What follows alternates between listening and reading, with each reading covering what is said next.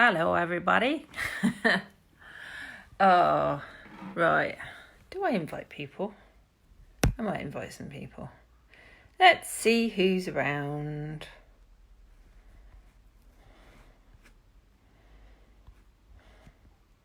Fuck knows.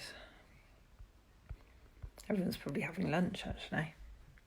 Hey, Genevieve. I am on my main profile, aren't I? I've got no fucking clue. Am I on my main profile?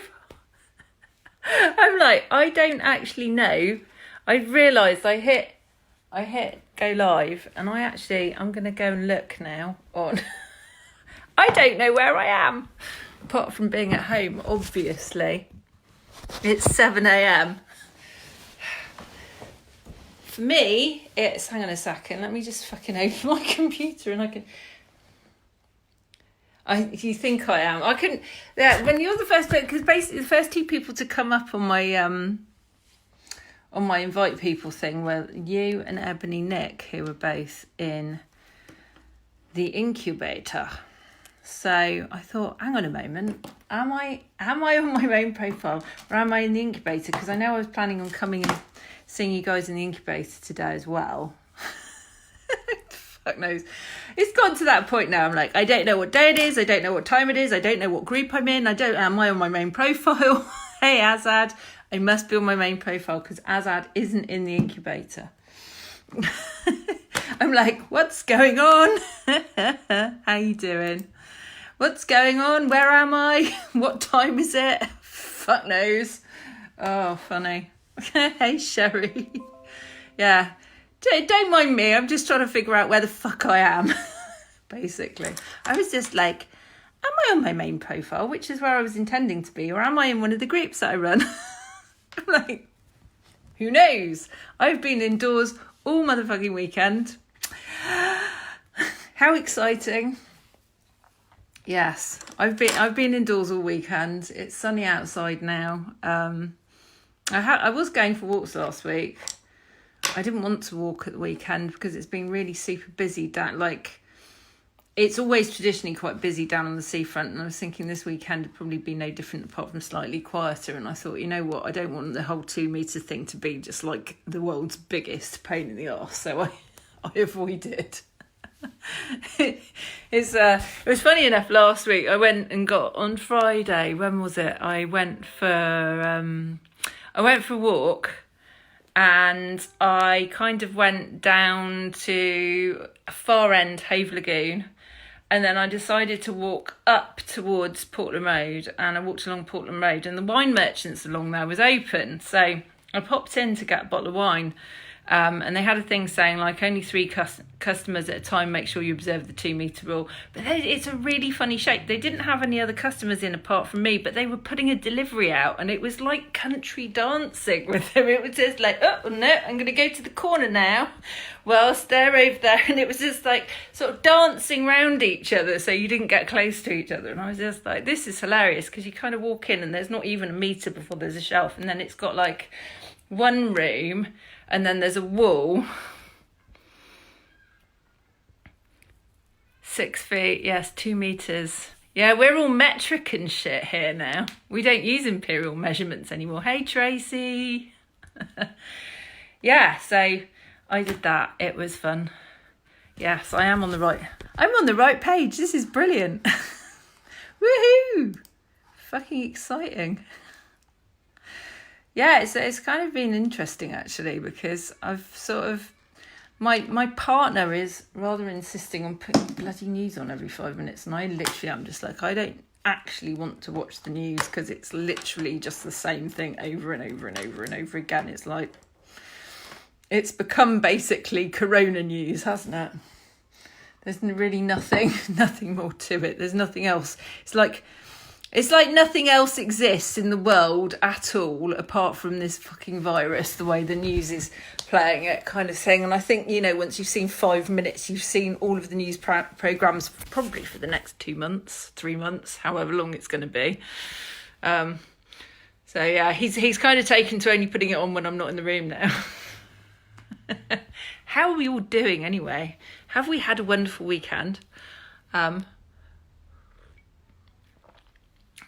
we failed to, we literally in this household failed single-handedly to do drinking games and Cards Against Humanity either on Saturday or yesterday because we were all too tired. So that basically was an utter failure. I bought a bottle of Tuaca so that we could do this, something to shot, and it's basically sat there unopened. Like total waste of time. Never mind. It can be there for a point where it's not a complete waste of time, I guess. Yeah, I just wanted to come on, usual thing. I've got a few ideas. This is another one of my standard list ad libs, like some random, basically. Boom, that's it. For as long as it feels useful, necessary, or fun, basically. It's an interesting thing though, isn't it? Because I know that, hey Simon, hey Lee, I just wanted to say there's an awful lot of people who are basically spending their whole time directing a lot of attention to conspiracy theory stuff of various different sorts, and very much kind of doing this thing where they buy everything that they're being sold all the time, and then they're allowing that to shape their view of the world and their place in it to a degree where it's quite disempowering. In fact, very disempowering, let's put it that way. And in actual fact, I kind of see it, the way that I see all of everything, okay, is there's loads of different timelines playing out all the time. Now, we generate timelines. We also are on timelines that we don't even understand that we're on, that are being generated unconsciously and subconsciously. When you're surrounded by lots and lots of fear stuff on the outside all the time and you're being really badly affected by it, it shows you that you are actually riding fear-based timelines.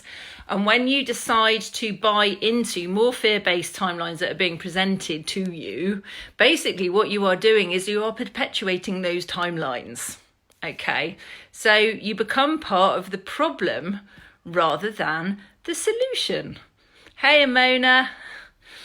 Basically, and it's I'm seeing all of this stuff right now, literally the whole lot. And I actually mildly lectured someone I was working with last year for a bit,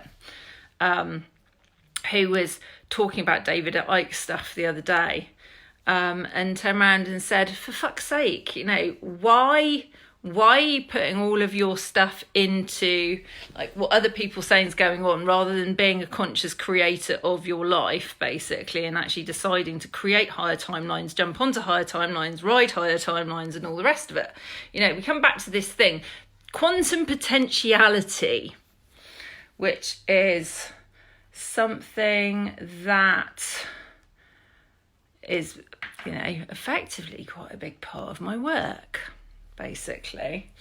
And when people work with me one-to-one, we go into kind of digging into this stuff a lot more deeply. But essentially, most people who've kind of started looking at quantum physics and quantum mechanics to any degree understand the fact, if you look at things like the double slit experiment, so on and so forth, basically, you understand that the nature of your experience is going to be directed or dictated by your expectations and beliefs, right?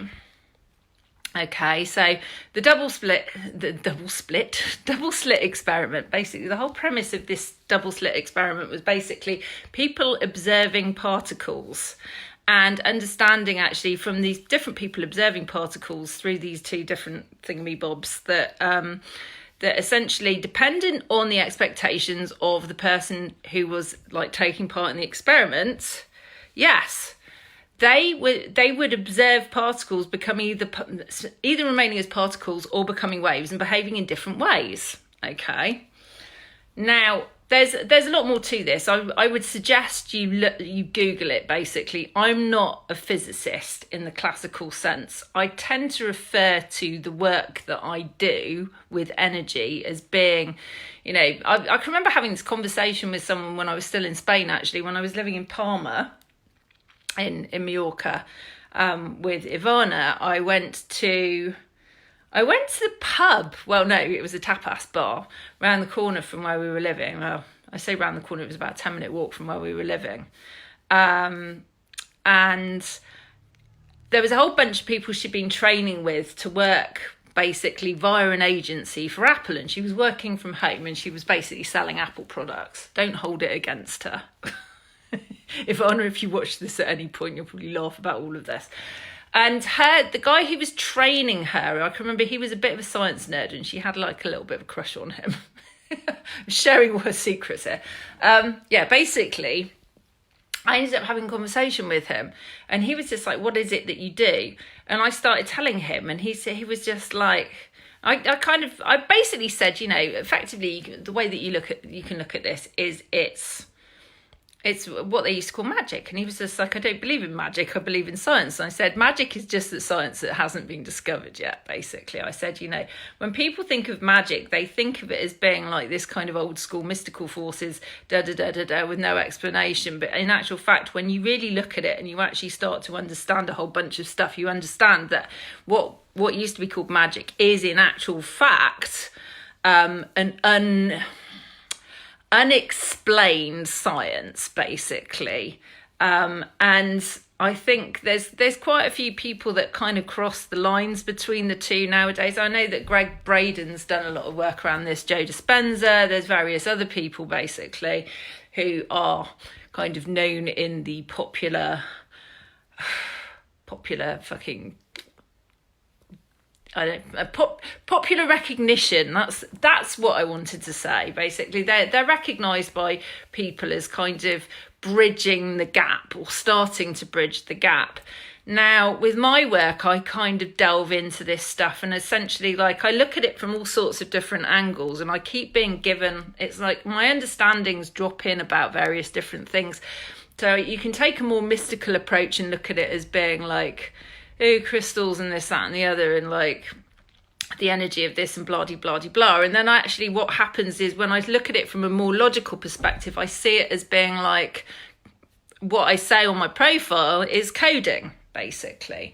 And when you look at, for example, if you were going to code a hologram, okay, if you're familiar with the concept of us living in a holographic universe, which quite a few people have talked about already, essentially, if you were looking at coding a hologram, what you'd be doing is you'd be setting up and running certain root equations and dealing with basically creating algorithms, just like you do with a computer program, just like you do with like a platform like Facebook and so on and so forth.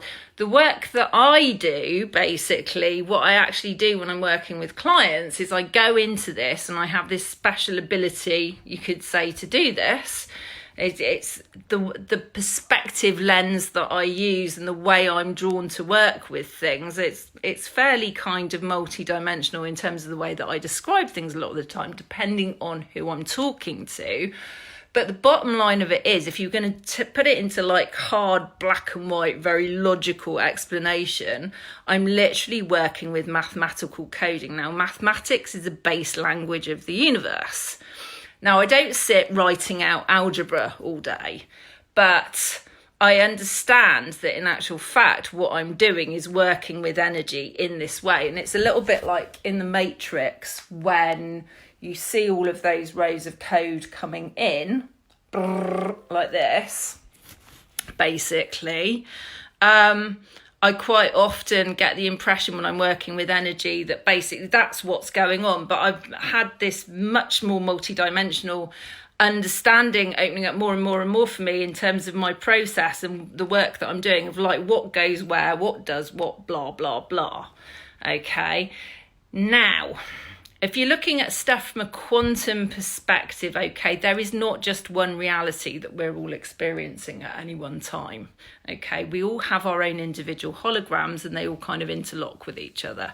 Now, when you go into much more quantum kind of understanding of the whole thing, you understand that there's not just one Earth, there's lots of them. There's basically, from what I'm going to call, if you're looking at quantum potentialities, what you're doing is you're looking at what I would call like the low end, which is where all the conflict is, right? So when you look at the low end of things, we're talking about, you know, all of the kind of programs that create war, famine, violence, etc., you know, pestilence, and so on and so forth. You could look at it as being like the hologram that's absolutely riddled with viruses, pardon the pun, basically. In terms of, I actually think of the energy of fear as being a virus that basically gets into the system, and when it takes hold, it creates all sorts of problems, and you end up locking yourself into these lower quantum realities, basically, and endlessly regenerating them. It's a bit like a Groundhog Day type of effect. And as you work with your own stuff and basically sort out your ability to literally hold higher levels of coding, you jump into higher and higher realities, not only in your external circumstances, but actually in terms of your emotions and all of that too, in terms of your perspective, the way that you experience life, right? And the essential part of all of this that links everything together, and the way that you actually process your hologram that you're creating all the time, or that you're interacting with, is your central nervous system. Okay. So your neural pathways, your brainstem, your brain, your spine, your organs, in fact, the whole of your body. And then you've got your energy field, basically, which is made up of different energy bodies. You've got your chakras and da-da-da. There's all of these different interlocking bits. They all work together and they create, basically, there's a whole bunch of different like matrices within this, or grids, that interlock together. This might sound slightly complicated, but it makes perfect sense to me. And in actual fact, I quite often say that I take a bit of an engineer's perspective on things, because of the fact that I do drill down into how it all works together. But in actual fact, I've kind of managed to develop my process to the point where I don't need to sit down and write out detailed instructions of exactly what needs to go where and what needs to do what when I'm working with people, basically. It's just like it all organises itself. It's like I've set up my own, essentially, the way that my process works. I've set it up so that everything always works in the perfect order and does what it needs to do for that person. Boom, boom, boom, boom, boom. Like, I don't know, like ball bearings dropping into place.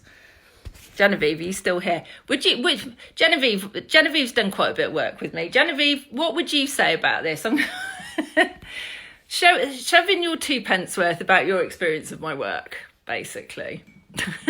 You have the floor.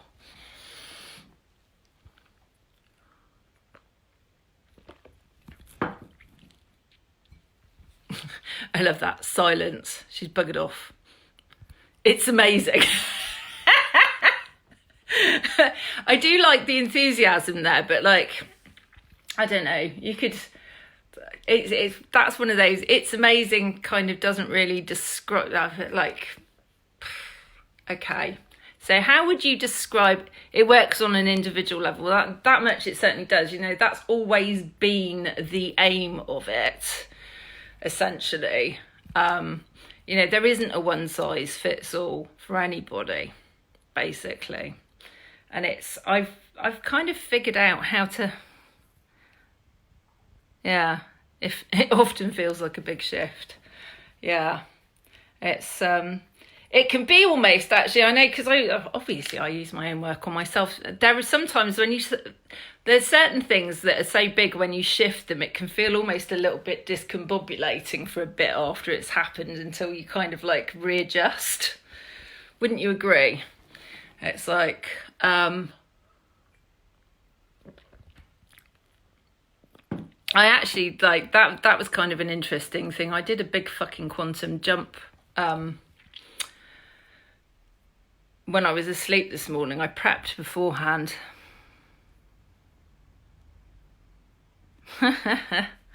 Yeah, it's pretty fucking cool. But yeah, essentially, I think sort of like I've always gotten slightly frustrated when people kind of do this thing of going, oh, this is just reality and it's the way that it is, you know, and change takes a long time and all this other stuff. And it's actually, that's not the case. Now, there's quite a few different things, you know, during the course of developing all of this stuff, there's quite a few different things that I have sort of come up against in terms of like understanding. I think for me, what's been interesting, actually, if I was going to really boil it down, is understanding exactly how much programming I was running behind the scenes that was like geared towards suffering and struggle are necessary, and therefore, you know, creating it's in actual fact, like, that's one of the most important things to actually shift with people when I'm working with them, is like all the programming and coding that basically is dictating that struggle and suffering are necessary. Because when that's running in the background, you can make a shift, but you can end up backsliding, basically, if that's not being dealt with. Okay, it's like, basically, you can shift someone, but if the underlying script underneath everything, and I'm not talking about like something that you're consciously running, but if there's stuff on the ancestral level or from other lifetimes, because there's all sorts of different levels that I work at, basically, when I'm working with someone. If there's seals in place that are locking in struggle, then those seals, basically, at the point where you introduce these for someone, if the seals aren't removed, and the seals act like encryptions that kind of lock stuff in, it's like having like a data stamp that goes in, basically, and stops change from happening on a permanent basis.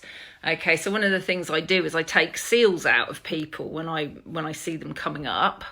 Okay, and it's quite interesting as well. I will share with all of you that one of the things that I do when I'm working with people, if I get visuals going on, which I don't always, I quite often get like, I'll feel what's going on, or I'll get like, my claircognizance is really strong, so I'll have like a full body knowing that drops in, and stuff just starts coming out my mouth if there's stuff that I need to communicate to them. But when I get visuals of seals, and this is really interesting, I literally see them stamped on people's bodies like tattoos or brands, okay? And if someone's got a lot of seals, they'll literally be covered in them. And when you take the seals out, they disappear, basically. So I find it really interesting, actually, like the thing that we've had on this planet for tattoos. One of the things I was picking up really clearly and strongly is that you do actually need to be quite thoughtful about, if you're going to get a tattoo done, make damn sure that tattoo represents something that you want to take on and activate as a characteristic within yourself, and also be quite fucking discerning about who does the tattoo, their energy, and so on and so forth, because that's going to go into it as well. Okay, so we're talking about like the different levels of awareness that go on with all of this stuff. Yeah, seal removal's massive, and it's funny because people have personal seals as well as like the generic ones that come up, like the Jehovah's seals and so on and so forth. You've got the Jehovah's ones. There's a freedom fighter seals. There's all fucking sorts. There are like various different things now. Like, one of the things that I've basically gotten loud and clear over and over and over again is that when you decide to tattoo yourself, it's a really good idea to make sure that when you do it, that you actually are putting thought into what you're having from the point of view of like, does this represent something? Is the meaning basically something that I want to be taking on as a characteristic and actually living the reality of for the duration of me wearing the tattoo? Yeah, exactly. Rather than like, I don't know, I've seen people get some really stupid tattoos basically, and I'm there going, why would you do that? It's funny actually talking about tattoos, because I did put up a thing the other day, Anna Overdyke's offering to do artwork for people if they want tattoos done. And the thing is, if you wanted a tattoo done and you wanted to actually get something that's meaningful, that's going to like be an activation or whatever, I'd recommend that you work with someone who has some understanding of energy and all the rest of it. And I can tell you that she does, because I actually worked with her. I trained her, just basic stuff back, when was it? 2015, I think I worked with her. And she's since then she's gone to art school. She's now like 20, 21. When I worked with her, she was 16, bless her. But yeah, essentially, it's a good idea.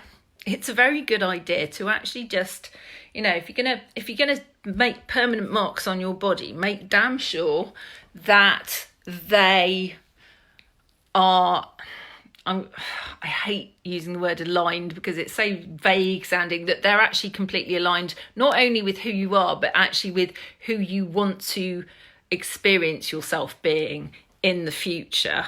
Okay, because it's a commitment, right? And it's not just a visual one, it's actually an energetic commitment that you're making there. Okay, essentially, bringing the multi-dimensional perspective into it. It's like there's a lot more to tattoos than just them being a pretty picture. So, awareness. And what I wanted to do today, I've been feeling really just like I want to I want people to understand at the moment. I feel like all the stuff that's going on, whatever's going on the outside, I want people to understand the importance of their connection with nature, basically. I think it's very, very easy for us to walk around basically with our heads up our arses. And especially during this time where we're kind of mainly indoors, right? I was putting out stuff to do with tree frequencies last week, and I think I ran the Power of the Sea on here.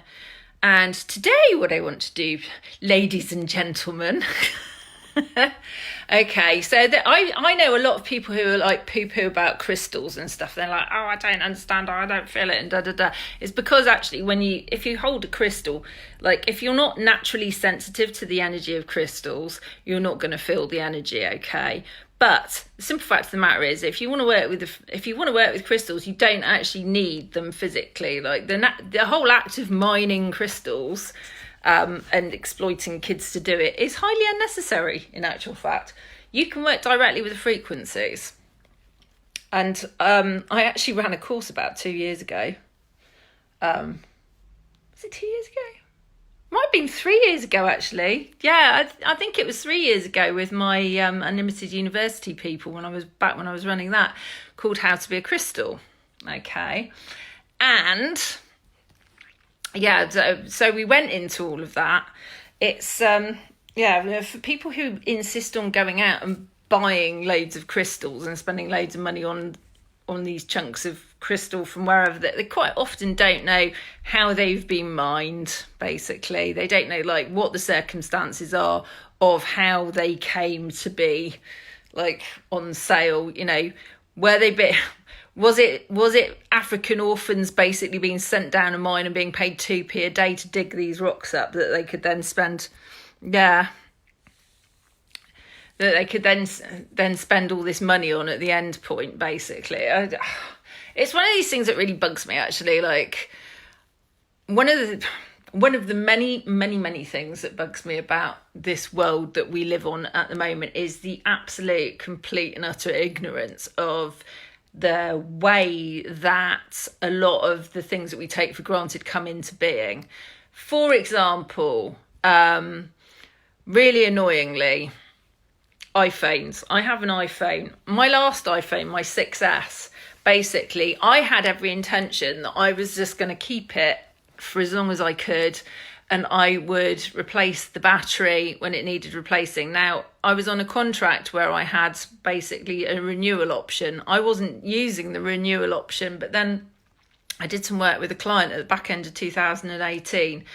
And basically the energetic connection, when I started working with her, fragged the phone completely. Like, it literally fried the motherboard. It died. I lost everything on it. I actually had to go and get my upgrade, my free upgrade. So I've got this iPhone XS, Max XS, whatever the fuck it is.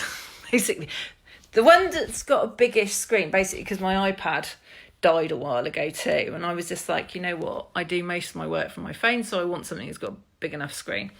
But it really bugs me that they build in obsolescence to all these things, because when you start looking at like the coltan that they mine for the batteries for iPhones, which they mainly mine in Nigeria, I think there's probably a few other places, Congo maybe, and how it's mined, you start to realise how fucked up the world is.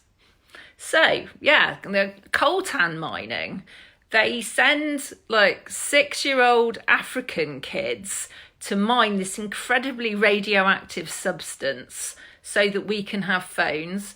These kids get paid fuck all, they get treated like shit, and they quite often end up with leukemia and die.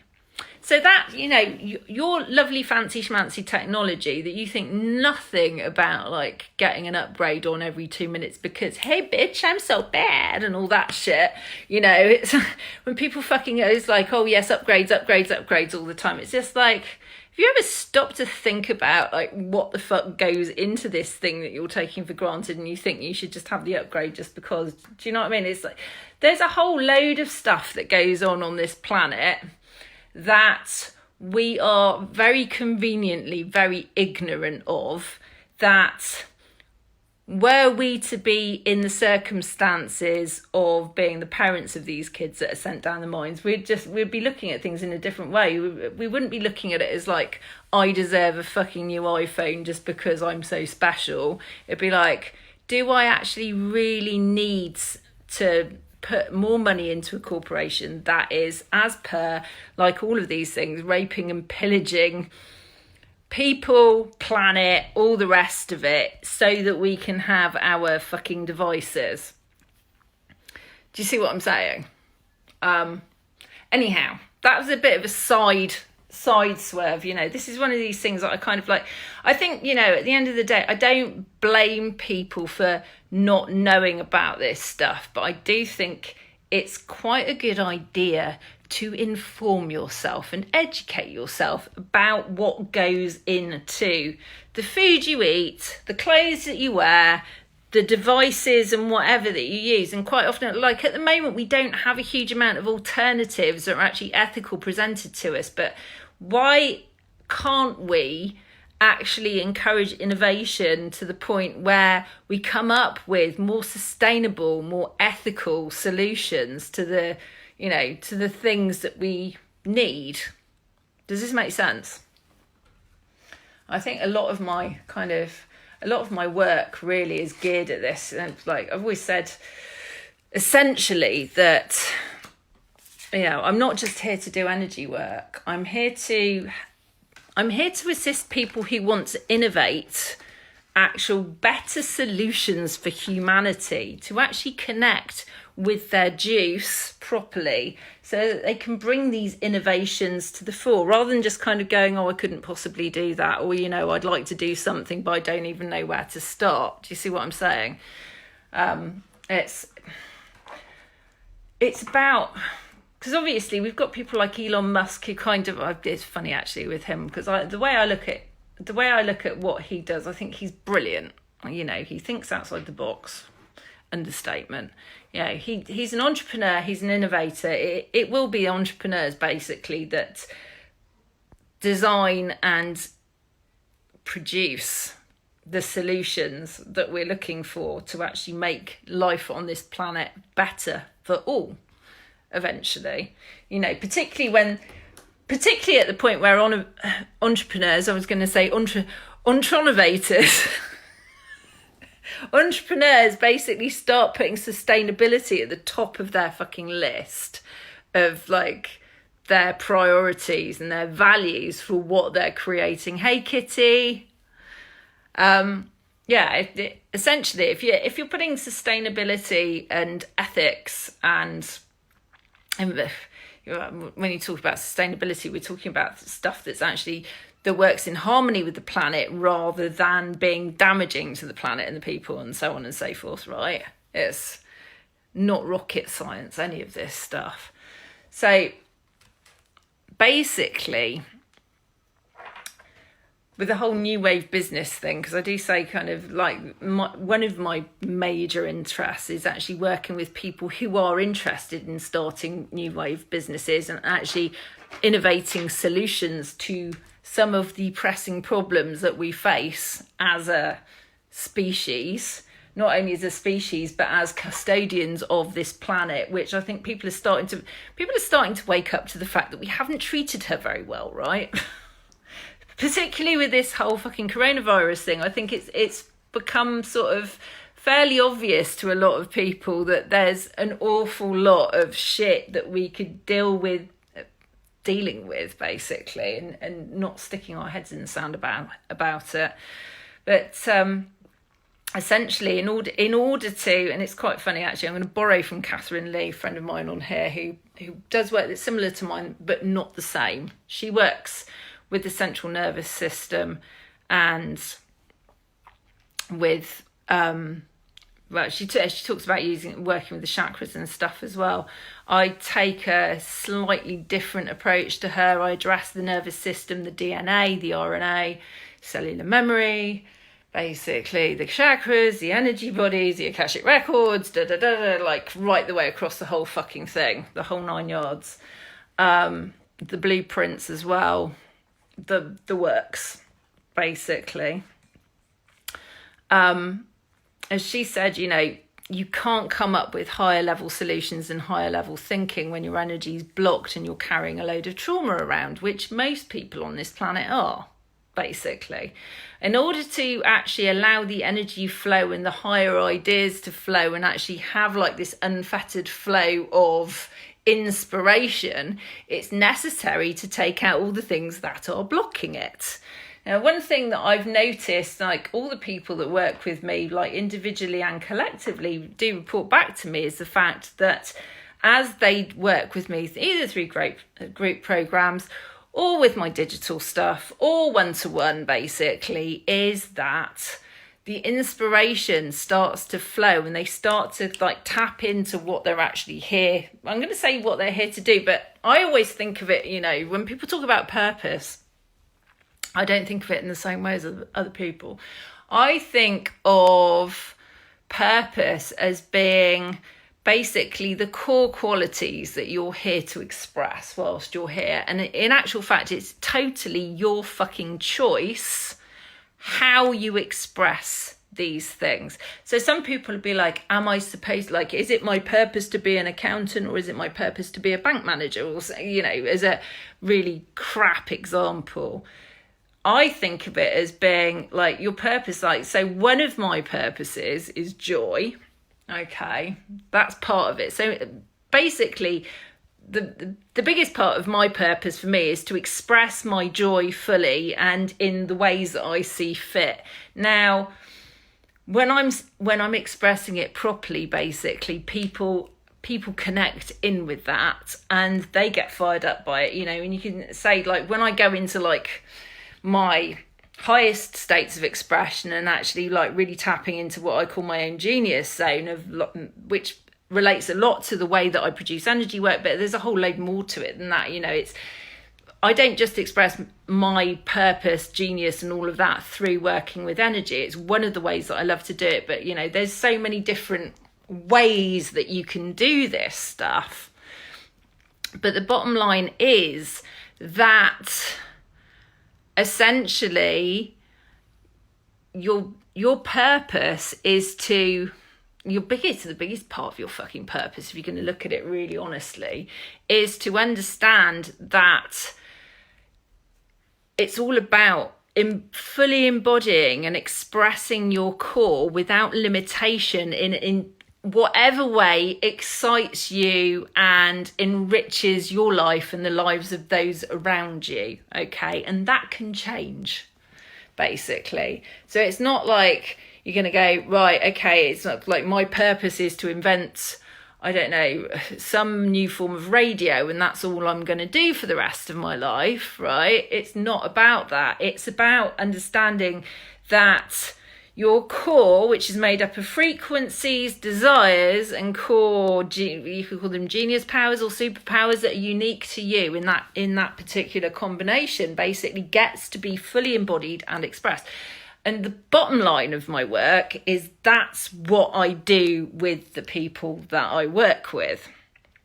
Now, when I'm talking on a general level, doing something like one of these live streams, my main thing that I want to do, and the main thing I enjoy doing, is actually starting to wake people up to the fact that they're made of energy, okay, and that basically energy work isn't some completely like nebulous concept that you kind of people talk about it, but you don't understand what it means. It's I like to actually kind of drop it, like I was doing the tree stuff last week and the sea stuff. And today what I want to do, okay, and this is in actual fact one of my, I'm going to call it one of my baseline frequencies, as in it's super aligned with actually who I am at my core.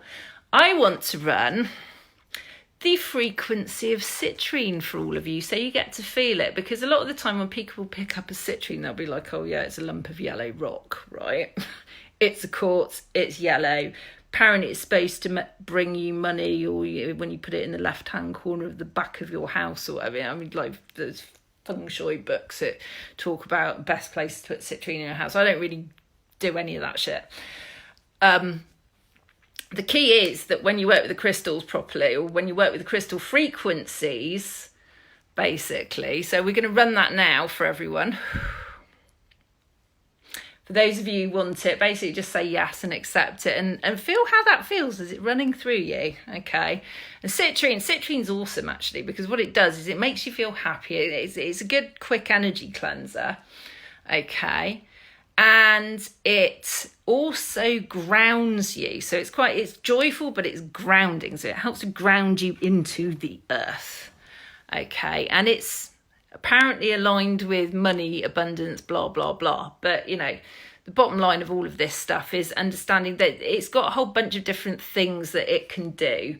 One of the key things about actual citrine, is it's one of the crystals that you don't ever need to cleanse.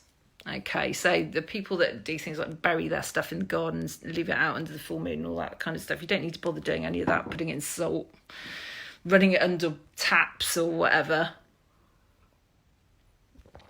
Whereas some crystals do require cleansing, and they require basically being really careful with the way that you cleanse them, because of the fact that some of them aren't that hard, like selenite, for example. If you were to run a selenite under a tap, you'd end up with pits in it and stains and stuff, because it's really soft. It's a form of potassium, actually, selenite, I do believe. I'm just trying to think if I've got my selenite here. I did actually have a selenite wand somewhere. I don't think... Damn it. Nope. I've got a really nice selenite wand somewhere that's got the tree of life, not tree of life, flower of life on it. No, and it's not here. I don't know where the fuck it is, actually. It's in Bristol in a drawer somewhere.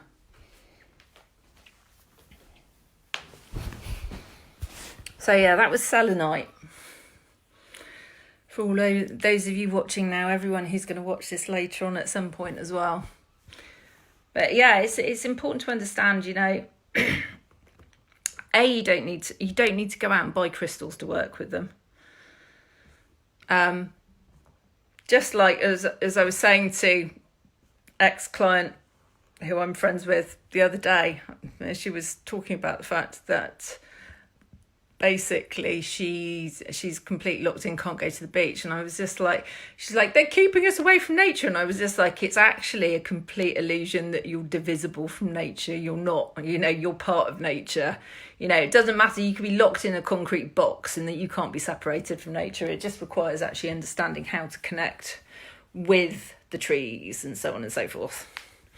Basically, it's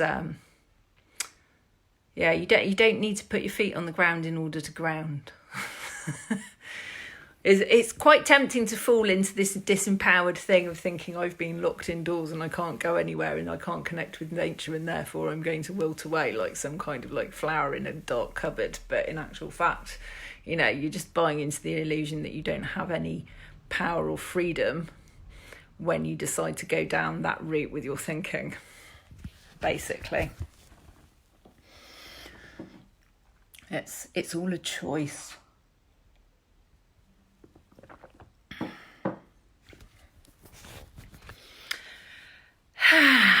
I have no idea how long I've been talking for. Bum ba dum bum bum. My computer's turned itself off. Oh, maybe it didn't. A weird picture. Everyone's gone quiet.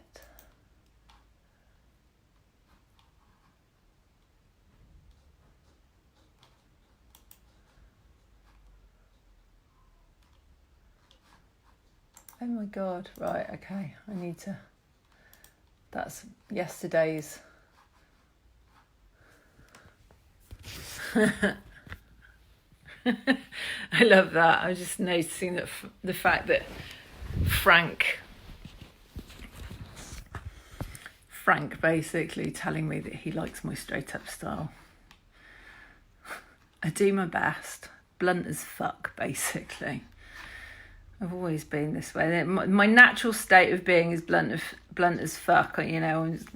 Call a spade a fucking spade. Don't dance around it.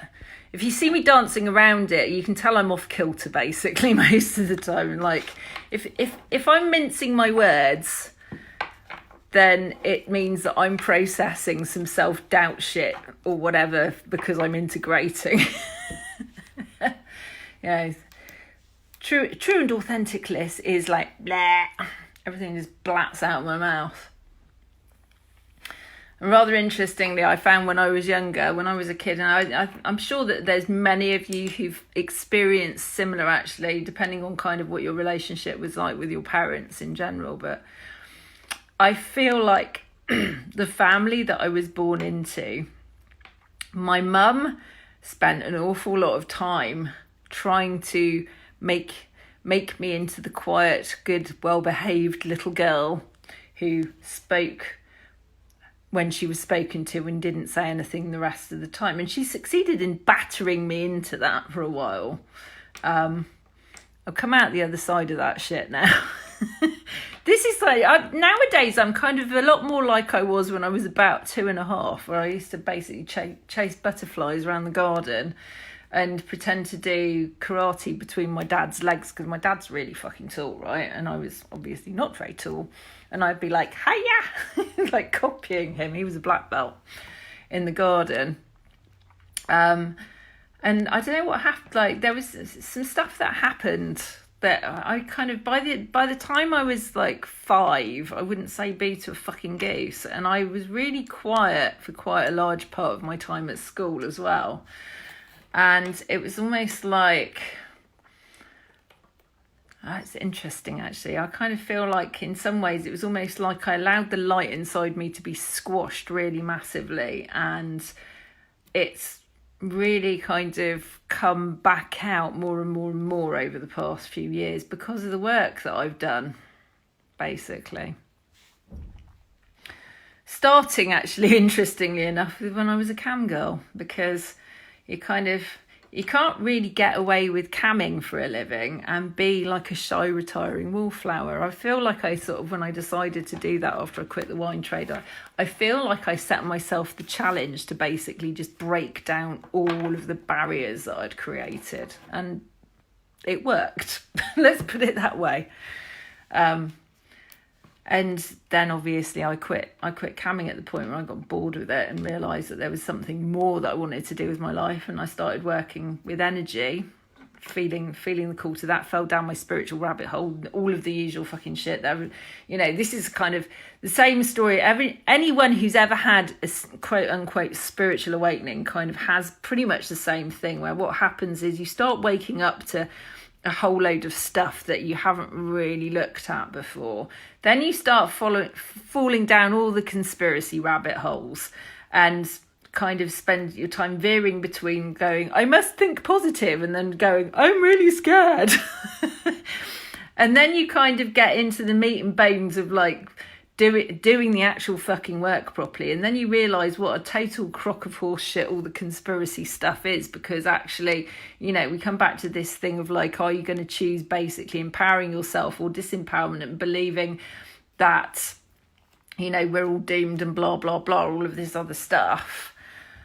And it's interesting actually, because someone did make a valid point on a reply I made to one of Michael Author's posts earlier today, talking about the fact that the conspiracy stuff like David Icke and so on and so forth is quite useful from the point of view of actually bringing the collective unconscious and the individual unconscious to the surface to a certain degree. But I think the thing that people seem to miss with all of this stuff, that I've definitely looked at in great detail with my work over the course of the past few years, is that basically all of these boogeymen that we're scared of, reptilians, blah, blah, blah, all of the rest of it, when you actually start to understand yourself as a multidimensional being, you suddenly realise that basically you've had lifetimes as lizard people and all of the other stuff, and you have flashbacks to these lifetimes, and you suddenly realise actually what a crock of shit it is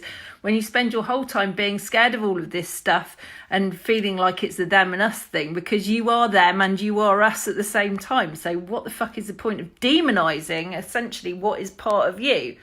And you start to move into a sense of actually like the whole point of the whole journey is wholeness.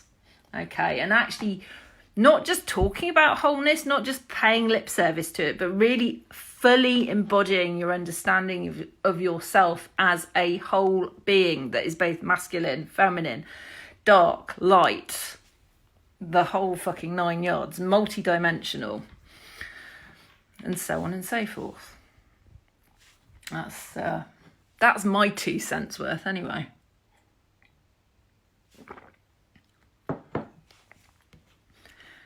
And it's been along the way actually one of the most powerful things for me to actually look at this stuff in detail and connect with it and understand why I was showing myself it and all the rest of it. It is a journey, all of it. Having said all of that, I'm going to love and leave you all. For those of you who are wanting to take the opportunity to do some work on yourselves, as I keep saying, do the fucking inner work. If you want to take the opportunity to do the fucking inner work whilst we are in this slightly limited movement state called lockdown in various different countries, I have basically set the pricing on all my digital stuff. If you want really powerful tools that will assist you, like really assist you in like going deep quickly, basically all of my digital stuff is $99 each in my digital shop. I also, obviously there's the option of one-to-one with me as well, which if you're interested in that, all you need to do is send me a message and ask me about it, basically, and we can have a discussion about what it is that you want to achieve and so on and so forth. And I can go through the options with you. Obviously, they'll all be online at the moment. There's not going to be any in-person stuff for a little while by the looks of things. And then basically tell you about options and prices and all of that shit. And yeah, take it from there. Right. Mwah. Lots of love to all of you. Bye for now.